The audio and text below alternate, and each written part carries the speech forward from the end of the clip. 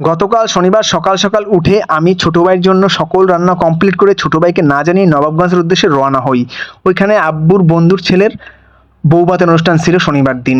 বৃহস্পতিবার ছিল গায়ে হলুদ, শুক্রবার ছিল বিয়ের অনুষ্ঠান, আর শনিবার ছিল বউভাতের অনুষ্ঠান। দুইটা অনুষ্ঠান মিস করেছি, তাই ভাবলাম বউভাতের অনুষ্ঠানটা যাই অ্যাটেন্ড করব, সারাদিন ওখানে থাকবো আর সন্ধ্যার আগে আগে আবার ঢাকার বাসায় ফিরবো, যাতে ছোট ভাই ট্যান না পায়।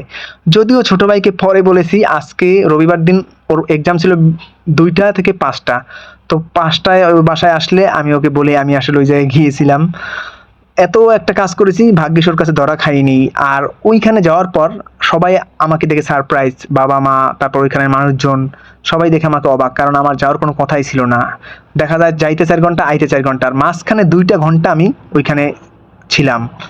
আর বিয়ের অনুষ্ঠানে সব কিছুই ভালো ছিল। বিশেষ করে নবাবগঞ্জ এলাকার ঐতিহ্যবাহী হলো দধি। এই এলাকায় দধিটা কিনে আনে না, তারা দেখা যায় খাঁটি গরুর দুধ কিনে আনে, তারপর আগের রাতে বাবরচিরা দধিটা পেতে রাখে, তারপর সেই দধিটা অনুষ্ঠানে খাবার শেষে পরিবেশন করে। সত্যি দধিটা অনেক মজা ছিল, অনেক দধি খেয়েছি। এই দধিটা অন্তত সবসময় মনে থাকবে, নবাবগঞ্জের দধি। সব মিলে বিয়ের অনুষ্ঠানটা অসাধারণ ছিল, তবে বৃষ্টিতে সবার অনেক ভোগান্তি হয়েছে।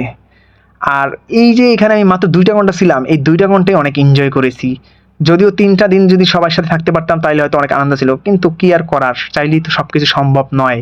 এদিকে ছোট ভাই তো যাইতেই পারে নাই, ছোট ভাই তো আরো খারাপ লাগবে, ছোট ভাইকে না বলে এসেছি, একটা ছুরি ধরতে গেলে একটা চুরি করেছি। যদিও এখন ছোট ভাইকে বলে দিছি, এখন আর লুকিয়ে লাভ নাই, এজন্য আজকেই পোস্টটা দিচ্ছি। গতকাল পোস্টটা দিলে হয়তো বা ছোট ভাই জেনে যাইতো, মন খারাপ করতো, কারণ তার এইচএসসি এক্সাম চলতেছে, তার এক্সামের জন্যই আসলে আমি তার সাথে ছিলাম, পরিবারের সবাই চলে গেছিল।